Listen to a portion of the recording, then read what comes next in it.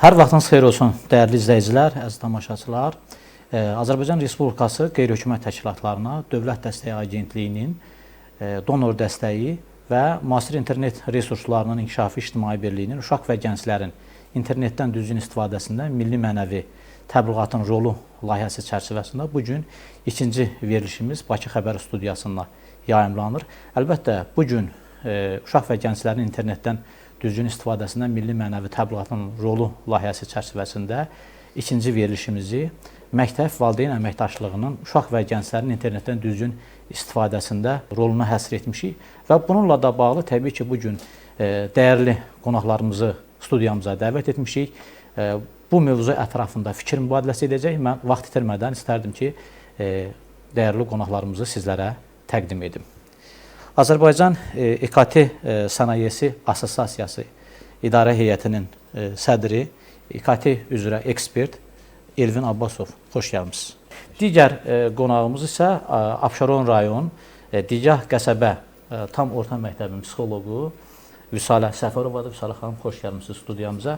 Düşünürəm ki, bu istiqamətdə bugün bizim çox maraqlı söhbətimiz olacaq və təbii ki, biz eyni zamanda cəmiyyətimizi, insanlarımızı, ümumiyyətlə rəqəmsal dünya ilə bağlı maraqlı olan sualları biz dəyərli ekspertlərimizdən müzakirə edəcəyik, cavablandıracaq.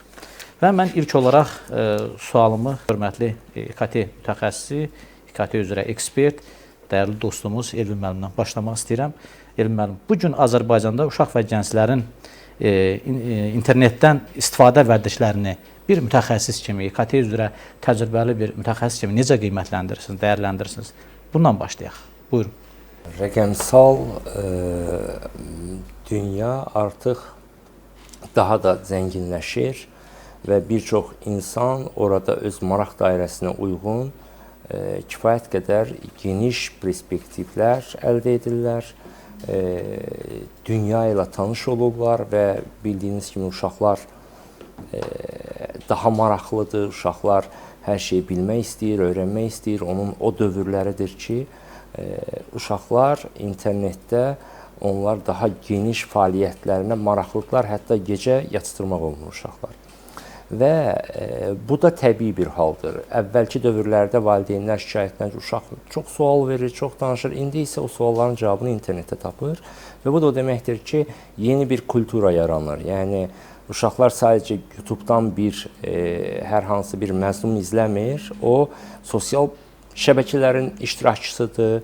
O, müxtəlif sosial resurslarda, internet resurslarında öz maraq dairəsinə uyğun biliklər əldə edir və bunun üçün də əsas məsuliyyət artıq valideynin üzərinə düşür ki, övladın ilkin olaraq bu istiqamətdə doğru istiqamətləndirmək, ona bu kulturanın aşılanmasında, bu kulturanın yaranmasında və bunun gələcəkdə peşəkar müstəvidə uşaqda öz əksini tapacağı məqamları əvvəldən formalaşsın. Bunun analoji nümunələri 20 il əvvəl, 25 il əvvəl Yaponiyada, Amerikada baş vermişdi və orada görürük ki, artıq dünyanın aparıcı ölkələridirlər. Çünki uşaqlar uşaq yaşlarından bəri robotlarla, texnologiya ilə, texnologiyanın müxtəlif vasitələrindən istifadə ediblər və onlar böyüyüblər, artıq texnologiyanın aparıcı qüvvələrinə çevriliblər.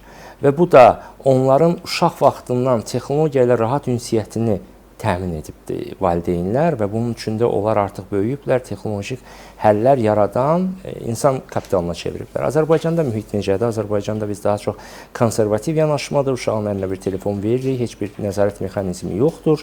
Uşaq YouTube-da və ya sosial şəbəkələrdə istədiyi məzluma özü seçir, tanış ola bilir və sosial şəbəkə də o telefonun sahibi valideyn olduğu üçün ona böyüklərə aid kontentləri də orada çıxarda bilir. Çünki o bilinmir ki, uşağın əlinə telefon verilibdir ya böyüklərin. O bütün bunlar sual doğurur ki, artıq qanunvericilik də təkmilləşdi. Uşaqların sosial şəbəkələrdəki yaş həddi və fəaliyyəti qanunla tənzimlənmək üzrə artıq fəaliyyət gedir ölkəmizdə. Bu məsələ 20 ildən çox gecikmiş sayılırıq bu məsələdə biz. Təşəkkür edirəm Elbəy. Digər suallarımız olacaq və indi isə keçid almaq istəyirəm hörmətli psixoloqumuz bu gün Vüsalə xanım studiyamızda biz düşünürük ki, bu məktəblə bağlı, valideyn məktəb məsələləri ilə bağlı da çox maraqlı belə deyək cavablar olacaqdır və istərdim ki, keçid alım sualımıza sosial şəbəkələr uşaqların özünə inamını və şəxsiyyətinin formalaşmasını necə dəyişir? Virtual aləmdə bəyənilmək ehtiyacı, real həyatda özünü dərk etməyə və emosional sağlamlığa necə təsir göstərir? Yəni, bax, bu istiqamətdə istərdik ki, fikirlərinizi bölüşəsiniz. Mövzumuz çox aktual mövzudur. Rəqəmsal dünya bugün həyatımızın danılmaz və ayrılmaz bir hissəsinə çevrilibdir. İnternet uşağa nə verir? Araşdırmaq, öyrənmək, öz maraqları üzərində inkişaf etdirmək, ünsiyyətə keçmək və həmçinin eyni zamanda internet uşağa riskli tərəfləri də aşılayır. Əsas burada bizim məqsədimiz uşaqların internetdən düzgün və sağlam şəkildə istifadəsinə nail olmaqdır. Təbii ki, internet uşaqlar uşaqlıq dövrünü və yeniyetməlik dövrünün uşağın inkişafında, formalaşmasında əsas təməl hissəsidir və uşaq nəzərə alsaq ki, indiki dövrdə elə uşaqlıqdan, internetdən və telefondan istifadə eləyir. Bu onun həyatına təbii ki, təsirsiz ötüşmür. Uşaq nə görür internetdə? Məsəl üçün görür ki, arxa planı görmür də, əsas ön planı görür, dəbdəbəli həyatlar, bəzədilmiş həyatlar, şişirdilmiş, filtrlənmiş həyatlar görür və bu təbii ki, uşaqda öz həyatını müqayisə eləməyə, o həyatlarla, o yaşayışla, o insanlarla özünü müqayisə eləməyə başlayır. Özünü müqayisə elədikcə də uşaqda özünə inam aşağı düşməyə başlayır, müxtəlif narazılıqlar yaranmağa başlayır və uşaqda dəyərsizlik hissi formalaşmağa başlayır. İlk öncə uşaq anlamalıdır ki, sosial şəbəkədə gördüyü həyatlar, internetdə gördüyü hər şey real həyatı əks etdirmir və burada əsas məsələ, əsas yük düşür valideynlərin üzərinə ki, valideyn uşağına başa salmalıdır, onunla danışmalıdır, onunla vaxt keçirməlidir ki, uşaq sosial şəbəkələr üzərindən aldığı dəyərlə özünü qiymətləndirməməlidir. Yəni, bu həyat heç də real həyatı əks etdirmir. Uşağın həyatı, özünə dəyəri, özünə qiyməti kənarda gördüyü ilə, sosial şəbəkədə gördüyü ilə eyniləşdirilməməlidir. Təşəkkür edirəm Vüsalə xanım. Əlbəttə, söhbət elə valideyn və uşaqlardan düşmüşkən, növbəti sualımızı istəyirəm. Hörmətli KT mütəxəssisimiz Elvin bəy cavablandırsın. Valideynlərin uşaqların internetdən təhlükəsiz istifadəsini təmin etmək üçün hansı addımlar atılmalıdır? Rəqəmsal bir dövr hər birimizi əhatə edir. Bizim pullarımız, bizim bütün dövlətlə münasibətimiz, şəxsi münasibətlərimiz artıq kiçik bir telefon vasitəsilə, rəqəmsal həllər vasitəsilə biz qururuqsa, demək ki, övladımızın da internetdə, rəqəmsal dünyada fəaliyyətini biz telefon üzərindən nəzarət edə bilməliyik ki, o düzgün kontentlə tanış olsun, düzgün məzmunu izləyə bilsin, ona faydalı ola biləcək kontentlər onun inkişafında rol oynayan amillərə çevrilsin. Bu öhdəlik uşağın üzərində deyil, birbaşa valideyn üzərindədir. Yəni, valideyn öz övladını qorumaq üçün əlavə bir səriştəlik əldə etməlidir. Əks halda o virtual məkan valideyn üçün qaranlıq bir səhifə kimi qalacaq ki, uşaq orada nə ilə məşğuldur. Və bunun üçün də kifayət qədər alətlər var artıq indiki dövrdə. Biz məşhur alətlərin adını həmişə səsləndiririk ki, Google-un məhsulu var, Google Family, Microsoft-un məhsulu var və onlarca, yüzlərcə ailə qoruma proqramı, hətta hər kəs bilir ki, YouTube-da YouTube Kids var, Android telefonlarında Kids rejimi, yəni uşaq rejimi var və bütün alətlər artıq uşaq rejimlərini nəzərə alırlar. Və bütün bunların fonunda sualımızın cavabı odur ki, valideyn əgər rəqəmsal səriştəlik əldə etsə, o çox rahat bir vasitə ilə öz övladını və ya övladlarını rəqəmsal mühitdə tam təhlükəsiz formada fəaliyyətini təmin edə biləcək. Təşəkkür edirəm Elvin müəllim və əlbəttə elə əslində Vüsalə xanıma da yönləndirəcəyimiz sual da elə təqribən elə ortalama bu kontekstdədir. Əlbəttə, yəni bu gün vacib məqamlardan biri odur ki, uşaqların bəzən görürsən ki, biz rast gəlirik ki, valideynlər özlərinə rahatçılıq tapmaq üçün telefonu uşağa verirlər və yaxud da özlərinin işlərini rahatlaşdırmaq üçün bunu edirlər və s. və ilaxır. Yəni bu istiqamətdə təbii ki, həm də bir psixoloji maarifləndirmənin də, psixoloji dəstəyin də bu arada valideynlərə çox böyük əhəmiyyətini nəzərə alaraq digər üstlərdim ki, Vüsalə xanım sizə bu sualı verək və o sual kontekstində də təbii ki, sizin cavabınızı alaq. Çünki burada həqiqətən də çox böyük məsələlər var. Uşaq və valideyn münasibətləri fonunda. Uşağın internetdə keçirdiyi vaxtdan daha vacib olan nədir? Ekran qarşısında neçə saat qalması, yoxsa həmin vaxt ərzində hansı məzmunla qarşılaşması, valideynlər ümumiyyətlə bu balansı necə qura bilər? Yəni bax bu istərdik ki, bu balansı qurmaq üçün bu psixoloji dəstək məsələsini, psixoloji maarifləndirmə formasında siz bunu valideynlərə çatdırasınız, bildirəsiniz ki, yəni doğrudan da bu məsələdə bizim üzərimizə nə düşür? Yəni valideynlərin üzərinə nə düşür? Lazımlı bir hissəyə toxunmusunuz. Çünki uşağın internetdən istifadəsi, orada əsas məsələ uşağın neçə saat, neçə vaxt orada vaxt keçirməsi deyil. Əsas məsələ uşaq həmin vaxtda internetdən necə istifadə edir, ora yönəlmək lazımdır. Misal üçün, əgər uşaq internetdən araşdırmaq, inkişaf etmək, maariflənmək, öyrənmək məqsədi ilə istifadə eləyirsə, bu uşağın həyatına, inkişafına, formalaşmasına müsbət təsir göstərir. Yox, əgər uşaq orada hansısa bir riskli tutaq ki, saytlara girirsə, özünün həyatının, tərbiyəsinin, gələcəyinin mənfi istiqamətdə yönəlməsinə təsir göstərəcək hər hansı bir məzmunlardan istifadə edirsə, təbii ki, burada bir həyəcan siqnalı var, bura bir diqqət yetirmək lazımdır. Burada əsas məsələ, əsas yük düşür valideynlərin üzərinə, çünki valideynlər uşaqlara ciddi nəzarət eləməyə bacarmalıdır. Yalnız telefonu və yaxud da interneti, planşeti uşağın əlinə verməklə həyat bitmir. Çünki bu uşağın həyatı, gələcəyi, formalaşması birbaşa olaraq valideyndən, valideyn nəzarətindən, valideyn tərbiyəsindən çox asılıdır. Buna görə də valideynlər uşaqlara ciddi nəzarət eləməli, lazım gəldikdə uşağın istifadə etdiyi proqramları izləməli, öyrənməli, birlikdə əgər ehtiyacı olarsa ona kömək göstərməli, maariflənəcəyi istiqamətlərdə internet saytlarına ona daxil olmağa kömək etməyi bacarmalıdır. Təşəkkür edirəm Vüsalə xanım. Konkret olaraq proqramlardan söz düşmüşkən, Elvin, mən istərdim ki, ümumiyyətlə müəllim və valideynlərin rəqəmsal savadlığının artırılması üçün hansı proqramlar yaradılmalıdır və hansı proqramlara ehtiyac var? Buna istərdik diqqət çəkəsiniz. Sualı daha da aydınlaşdıraq. Dövlət proqramlarını mı nəzərdə tuturuq, yoxsa rəqəmsal alətləri mi nəzərdə tuturuq? Ümumiyyətlə, rəqəmsal alətlərlə bu necə nizamlanmalı? Təbii ki, bu istiqamətdə təkliflərimiz də ola bilər, dövlət proqramlarının icrası filan, amma rəqəmsal alətlər düşünərdim ki, siz ona cavablandırasınız. Artıq dünyada kifayət qədər valideyn-övlad münasibətlərini və ya ailə münasibətlərini tənzimləyən kifayət qədər alətlər mövcuddur.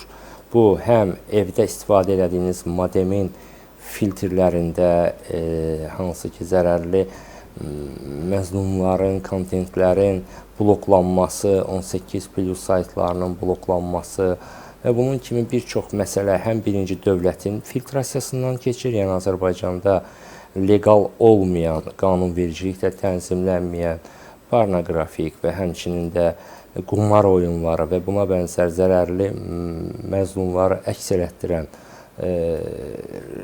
rəqəmsal resurslar, platformalar birbaşa dövlət qurumlarının, aidiyyatlı qurumlar tərəfindən ilk öncə filtrlənir. O ki, qaldı evdə, daxili ailə təsərrüfatı içərisində müəyyən yanaşmanı tətbiq etmək üçün də kifayət qədər proqram təminatları var. Hətta mən sizə deyərdim ki, bu proqram təminatlarında ailə icması yaranır, övlad təyin olunur, oğlandır, qızdır, valideynlər təyin olunur və orada valideyn operator rolunda uşağın neçə saat telefondan istifadə edə biləcəyini, hansı motivasiyaları verə biləcəyini, hansı oyunların oynaya biləcəyini, YouTube-dan, sosial şəbəkələrdən hansısa istifadə edə bilsin, hansını istifadə edə bilməsin. Bunların hər birisi artıq bu rəqəmsal alətlər tərəfindən tənzimlənir. Hətta uşağın və ya ailə üzvlərinin harada olduqları, getdikləri yer, yəni izləmə prosesi də tamamilə burada real şəkildə valideyn izləyə bilir və bu çox önəmlidir. Bu proqram təminatları 10 illərdir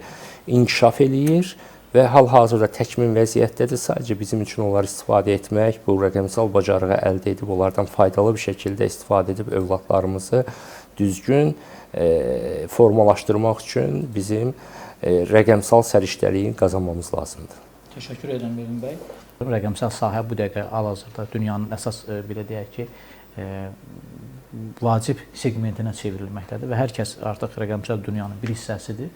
Və bu arada təbii ki, süni intellekt, sosial şəbəkələr, rəqəmsal platformaların sürətlə inkişaf etdiyi bir dövrdə uşaqları yalnız qadağalarla qorumaq mümkündürmü Vüsal xanım? Yəni bax bu kontekstdə təhlükəsiz bir vəziyyət yaranmaması üçün, təhlükəsiz davranış formalaşdırmamaq üçün hansı addımlar atılmalıdır? Valideynlər belə deyək, bu prosesdə nə kimi rol oynamalılar və bu prosesdə valideyn-məktəb münasibətləri necə qurulmalıdır? İstərik ki, buna da diqqət çəkəsiniz. Buyurun. Rəqəmsal dünyada yaşadığımızı nəzərə alsaq, qadağadan söz gedə bilməz. Bizim məqsədimiz qadağa qoymaq deyil, uşaqları maarifləndirmək və düzgün istiqamətləndirməkdir. Valideynlər çalışmalıdırlar ki, uşaqlara düzgün istiqamət versinlər. Uşaqlar, misal üçün, düzgün istiqamət dediyimiz rəqəmsal dünyada internetdə hansı düzgün istiqamətlər mövcuddur? Burada hansı ki, uşaq öz şəxsi məlumatlarını paylaşmamalıdır, kiber təhlükələrdən qorunmağı bacarmalıdır, özünü maarifləndirmək üçün istifadə eləməlidir və qəti şəkildə şəxsi həyatına mənfi təsir göstərəcək heç bir şeyi, heç bir internet səhifələri saytlarında paylaşmağa izin verməməlidir və bunda da yenə də valideyn nəzarəti önəmlidir, maarifləndirmə önəmlidir. Burada yalnız valideyn deyil artıq, həm valideyn nəzarəti önəmlidir, həm məktəbin dəstəyi önəmlidir, həm də cəmiyyətin maarifləndirilməsi önəmlidir. Çox təşəkkür edirəm. Müdaxilə eləməli oluram. Çünki məsələn bəzənləri görürsən ki, valideyn deyir ki, bax hər hansı bir proqram var. İndi smartfon telefonları deyil, sizin də bildiyiniz kimi imkanlar çox genişdir. Bəzən görürsən ki, hansısa valideyn öz uşağına deyir ki, bunu qətiyyən telefondan istifadə eləmə olmaz. Uşaq ağlayır. Hətta deyir ki, mənə telefonu ver, mən bundan istifadə eləmək istəyirəm. Yəni uşaq onun üçün bir vərdiş anlamına gəlib ki, artıq telefon onun həyatının bir hissəsidir. Qadağalar baxımından sizcə bir psixoloq olaraq bu doğrudurmu? Yəni valideyn və yaxud da bu uşaqdan o telefonu uzaqlaşdırması, o proqramlardan kənarlaşdırması, müxtəlif proqramlar var da, oyun proqramları. Baxmayaraq onların oyun proqramlarla bağlı müxtəlif qadağalar da var, müxtəlif ölkələrdə filan. İndi mən onun detalına varmaq istəmirəm. Amma bütövlükdə, yəni bu gün hər hansı bir oyun proqramlarından istifadəni qadağa qoymaq, eyni zamanda sən telefonundan çox baxırsan, sənin psixologiyana təsir eləyir, heç bilmir. Valideyn bunu bəlkə də heç bilmir ki, bunun psixologiyasında nə kimi təsir eləyir və s. və ilaxır. Bax, bir psixoloq olaraq valideynlərimizə bu istiqamətdə nəyi tövsiyə edərdiniz ki, yəni bu qadağa formatında yox, daha çox bir maarifləndirici, nəsihət, məsləhət, mənəvi dəyərlər fonunda çatdırılsın. Əgər belə deyək də, bir psixoloq kimi deyiriksə, əgər bir şeydə, bir yerdə qadağa varsa, ora əslində maraq daha çox artır. Buna xüsusi diqqət yetirmək lazımdır.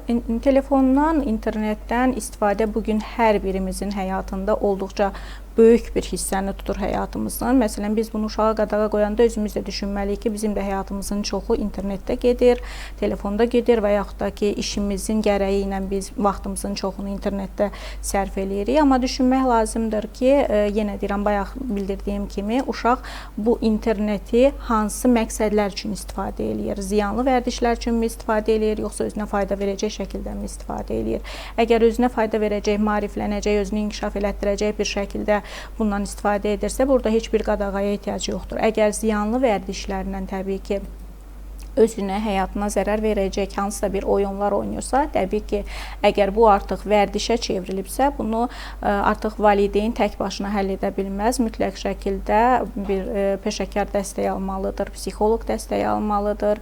Yəni uşağa kömək göstərmək üçün o vaxtın, limitin azaldılması üçün. Çünki əgər valideyn birbaşa uşağa desə, uşağı telefonu əlindən alsa, onda bir aqressiya formalaşacaq. Çünki uşaq ondan başqa əgər məşğuliyyəti yoxdursa, telefondan başqa edə biləcəyi heç bir şey yoxdursa və onu da onun əlindən aldıqda, təsəvvür edin ki, bu uşağın həyatında önəmli bir hissəni tutur, əsas bir yeri tutur və valideyn qəti şəkildə gəlir, telefonu onun əlindən alır. Bu heç bir uşağa müsbət təsir göstərməyəcək. Əksinə, valideyn-övlad münasibətlərinin pisləşməsinə gətirib çıxardacaq və uşaqda müəyyən bir aqressiya formalaşdıracaq həm özünə, həm ətrafına, həm ailəsinə qarşı müəyyən mənada bir qərəzlik yaranmağa başlayacaq. Buna görə də mütləq şəkildə əgər o limit hissəni keçibsə, uşaq o gündəlik internetdən istifadə limitini və yaxud da oyun asıllığını artıq keçibsə, mütləq şəkildə burada peşəkar bir dəstək alması önəmlidir. Təşəkkür edirəm Müsəlman xanım. Ümumiyyətlə, bu məsələ ilə bağlı təbii ki, suallar çoxdur. Bəzən biz elə ictimai müzakirələrdə də görürük ki, valideyn məktəb münasibətləri ilə yanaşı, eyni zamanda valideynlərin uşaqlara bu cür belə deyək, qadağalarla yönümündə öz işlərini rahatlaşdırmaq və yaxud da bu yöndə deyək ki, bu məsələyə münasibətdə görürsən ki, bir sizin də dediyiniz kimi peşəkar psixoloq dəstəyinin olmasına zərurət var. İndi təbii ki, biz bunu növbəti suallarımızda qayıdacağıq və əlbəttə istərdim ki, növbəti sualımı Elvin bəyə ünvanlayaq. Uşaq və gənclərin internetdən istifadəsi zamanı üzləşdikləri əsas risklər hansılardır? Siz Elvin bəy, rəqəmsal texnologiyaların inkişafı milli mənəvi dəyərlərin qorunmasına necə təsir göstərir? Yəni bu kontekstdə, bu formada rəqəmsal texnologiyalar milli mənəvi dəyərlərlə birlikdə paralel şəkildə getsə, biz sizcə hansı uğurları əldə etmiş olarıq? Hər iki suala istərdim ki, aydınlıq gətirəsiniz. Buyurun. Əslində mənim ixtisasım sırf rəqəmsal texnologiyaları şərh etmək olsa da, mən də bir Azərbaycan vətəndaşı kimi, bir valideyn kimi, bir ictimai şəxs kimi yəqin ki, digər məsələlərə də öz subyektiv fikrimi bildirə bilərəm. Deməli, bir şəxsin formalaşmasındakı sadəcə bir meyar deyil. Yəni, bir uşaq rəqəmsal sahədə başqa cür, həyatda başqa cür olmur və bunun üçün də balanslı şəkildə bir insanın formalaşması birinci ailədən başlayır. Ailənin ona aşıladığı dəyərlər, onun insani keyfiyyətləri və daha sonra bu keyfiyyətlər üzərində qurulur digər platformalar. Yəni, onun məktəbdə özünün aparması, onun cəmiyyətdə özünün aparması, onun internetdə özünün aparılması. Bu, balanslı formada bir-birinə zəncirvari olaraq ardıcıl şəkildə təzahür edən proseslərdir və bir şəxsin formalaşması ilk olaraq ailədə düzgün formalaşarsa, o uşaq cəmiyyətdə, məktəbdə və internetdə də sağlam formada özünə faydalı işlər görə bilər. Və adətən də biz baxırıq cəmiyyətin faydalı və ya ki, o yüksək dəyərlərlə yetişdirilmiş insanları adətən daha çox inkişaf eləyir, daha çox vəzifələr tutur. Çünki niyə? Artıq onda o üslublar formalaşır və o get-gedə daha da inkişafı ardıcıl olaraq təmin edə bilər. İnternet üzərindən hər hansı bir şəxsin, uşağın risklərinin qarşısının alınmasına az öncə münasibət bildirdik ki, müəyyən texnologiyalarla bu tam təmin oluna bilir. Amma təbii ki, uşağın iç dünyasının, internetdəki o sadəcə elə əgər uşağın şəxsi bir sosial şəbəkəsi varsa, onun kəşfiyyətindən uşağın artıq daxili aləmi tamamilə aydın ola bilər ki, o ən çox nələrə baxıb. Çünki kəşfiyyat alqoritmləri ilə işləyir ki, ən çox siz nəyə baxırsınızsa, daha çox onlar sizin qarşınıza çıxır. Və uşaqların internetdə ən çox qarşılaşdığı risklər gəlir oyun platformalarından və sosial şəbəkələrdən. Çünki oyun platformalarında chat sistemləri var və xüsusən də uşaqların maraq göstərdiyi PUBG oyunu və digər hansı ki, onlar orada virtual aləmlərdə müəyyən aktivitələr edirlər və orada eyni vaxtda chatlaşırlar. Və burada bullying, yəni ki, zorakılıq, cinsəl istismar daha çox müşahidə olunur və bunların müşahidə edilməsi keçən ilin əsas mövzusu idi. Bilirsiniz, Mavi Balina sırf sosial şəbəkələrdən yayılan və həmçinin də buna bənzər PUBG-də bir çox təhlükəli məqamlar görüldü və bir çox. Və buralarda artıq bu platformalara da yeni qadağalar gətirildi. Onlar süni intellekt əsaslı davranış təhlili ilə orada həqiqətən uşaqdırmı, yoxsa hər hansı bir böyük insan burada özünü uşaq kimi təqdim edərək müəyyən tələlərmi qurur? Artıq sosial şəbəkələrdə və oyun platformalarda bu istiqamətdə fəaliyyətlər aparılır. Onlar yeni xidmətlər yaradaraq bunların qarşısını almağa çalışırlar. Hətta sosial şəbəkədə valideyn əgər düzgün uşağın öz yaşı ilə və öz məlumatları ilə sosial şəbəkə açsa, o zaman da sosial şəbəkə onun uşaq olduğunu görəcək və ona aid kontentləri çıxardacaq. Bizdə əsas kontrolsüzlükdür problem. Yəni, problem odur ki, valideyn öz telefonunu uşağa verir. Uşağın öz telefonu olmalıdır. Uşağın öz telefonunda uşaq rejimi olmalıdır. Uşağın sosial şəbəkələri uşağın yaşına uyğun, doğru məlumatlarla açılmalıdır ki, həmən sosial şəbəkələr də uşağa uşaq kimi davransın və ona aid kontentlər çıxarsın və 18+ kontent və ya 16+ kontentlər əgər 15 yaşında, 14 yaşında uşağa çıxartmasın. Burada maariflənməyə ehtiyac var. Valideynlər öz öhdəliyini bilməlidir ki, uşağı telefondan uzaq tutmaq artıq qeyri-mümkündür. Uşağı texnologiyadan uzaq tutmaq xeyir deyil, zərərdir. Onun gələcəkdə texnologiya ilə biliklərini məhdudlaşdırırıq. Uşağa telefonu kontrol altında, yəni bütün lazımi tənzimləmələr edib verilməlidir ki, uşağa faydalı məlumatlar olsun və risklərlə qarşılaşmasınlar. Təşəkkür edirəm müəllim geniş məzmunlu cavabınıza görə. Eyni zamanda Vüsalə xanım, son olaraq sizə bir sual ünvanlayacağam. Təbii ki, ümumiyyətlə orta məktəblər həm də praktiki şagirdlərin, valideynlərin yəni üz tutduğu təhsil müəssisəsidir, elm ocağıdır və burada ümumiyyətlə uşaqların rəqəmsal sahə ilə bağlı, rəqəmsal dünya ilə bağlı elmi bəndə qeyd etdiyi sosial şəbəkələr və digər istiqamətdə hər hansı bir rastlaşdıqları hər hansı bir neqativ hallar və yaxud da müxtəlif belə deyək də, yəni bu istiqamətdə sizə müraciətlər olurmu? Yəni ümumiyyətlə orta məktəblərdə psixoloqların üzərinə bu məsələlərdə hansı işlər düşür? Yəni bax istərdim ki, o praktiki nəticələrinizi bu gün bölüşəsiniz. Buyurun. Orta məktəb psixoloqları daha çox maarifləndirici, profilaktik işlərlə məşğul olurlar. Belə deyim, bizim bir tədris planımız olur, fəaliyyət planımız olur və biz bu əsasda öz planımızı, proqramımızı ilin əvvəlindən sonuna kimi təyin edirik və il ərzində bir çox mövzularda bütün siniflər üzrə, bütün yaş kateqoriyaları üzrə maarifləndirmə işləri aparırıq. Həm şagirdlərlə bunu həyata keçirdirik və həmçinin valideynlərlə bunları həyata keçirdirik. Müxtəlif mövzularda, burada yalnız internet, asıllıq mövzuları deyil, bütün mövzularda məktəb psixoloquna valideynlər təbii ki, müraciət edirlər və bu müraciətlər bizə valideyn və uşaqdan gəlirsə, mütləq şəkildə biz həm valideynlə, həm uşaqla həmin problemi müzakirə edirik. Əgər məktəb şəraitində bunu həll etmək mümkündürsə özümüz edirik, yox əgər məktəbdən kənar şəkildə müəyyən belə deyək mərhələlər üzrə terapiya keçməsi lazımdırsa, artıq biz onları müxtəlif özümüzün güvəndiyimiz mərkəzlərə, peşəkarlara yönləndiririk. Bizim gənclərimizə, şagirdlərimizə, uşaqlara nələr psixoloq olaraq nələr tövsiyə edərdiniz? Əslində tövsiyə edə biləcəyimiz çox şey var indiki dövr üçün. Mən hər zaman deyirəm ki, indiki uşaqlar bizim dövrümüzdən daha çox şanslıdırlar. Çünki indi rəqəmsal dövrdür, dünyadır. Uşaqların çıxışları çoxdur. Uşaqların əl çatanları maarifləndirmək üçün, öyrənmək üçün, inkişaf etmək üçün çıxışları çoxdur. Bizim dövrümüzdə biraz qısıtlı idi. Ancaq mən həm valideynlərə, həm uşaqlara üstün demək istəyirəm ki, uşaqlar və valideynlər, təbii ki, valideynlərin nəzarəti altında, nəzarətsiz deyil, nəzarət altında uşaqlar özlərini inkişafa yönəlsinlər, inkişaf etdirməyə yönəlsinlər. Məsələn, internetdən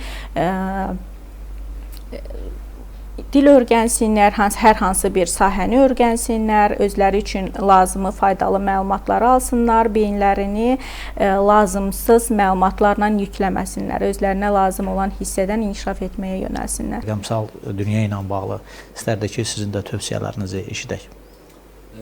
Hər bir ölkədə o ölkənin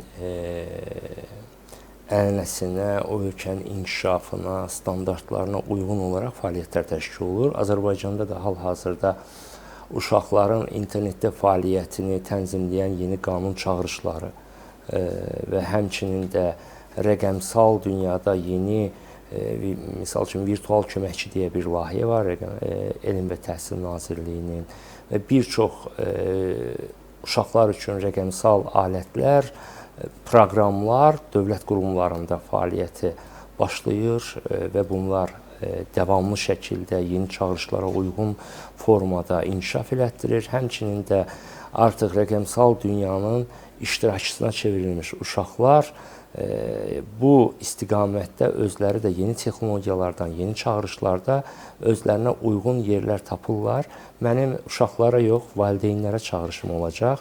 Övladlarınızı internetdən uzaqlaşdırmaq əvəzinə, telefonu onun əlindən almaq əvəzinə orada faydalı məlumatlar ala biləcəyi bir mühit yaradın, bir çərçivə yaradın və övladlarınızın gələcəkdəki karyerasını indidən formalaşdırmaq üçün həm dövlət proqramlarında uşaqlarınızı inkişaf elətdirin, həm də evdə lazımı texnolojik mümkün imkanlarla, hər kəs təbii ki, müxtəlif imkanlara malikdir kimi daha az imkanlara malikdir və ya məlumatsız da əlində olan alətin nə qədər geniş bir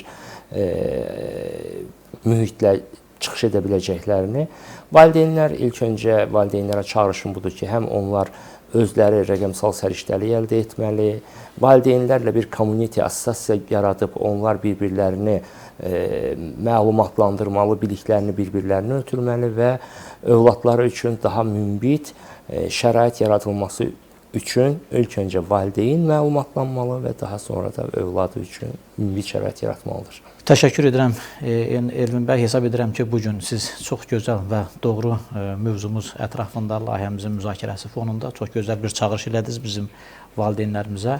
Biz də sizin çağırışınıza qoşuluruq və bir daha qeyd eləmək istəyirəm ki, bugün bizim Bakı Xəbər studiyasında müzakirə elədiyimiz mövzu qeyri-hökumət təşkilatlarına Dövlət Dəstəyi Agentliyinin donor dəstəyi və müasir internet resurslarının inkişafı İctimai Birliyinin uşaq və gənclərin internetdən düzgün istifadəsində milli mənəvi təbliğatın rolu layihəsi çərçivəsində bir müzakirə idi və müzakirəmizin mövzusu valideyn məktəb əməkdaşlığının uşaq və gənclərin internetdən düzgün istifadəsində roluna həsr etmişdik. Dəyərli qonaqlarımızla bu mövzu ətrafında fikir mübadiləsi etdik. Qeyd etmək istəyirəm ki, studiyamızın qonaqları Azərbaycan İKT Sənayesi Assosiasiyası İdarə Heyətinin sədri, İKT üzrə mütəxəssis Elvin Abbasov idi.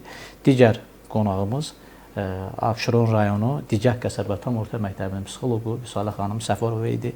Hər iki ekspertimizdən bugün çalışdıq ki, bu mövzunu müzakirə edək və öz, belə deyək ki, maarifləndirici baxışlarımızı sizlərlə paylaşaq.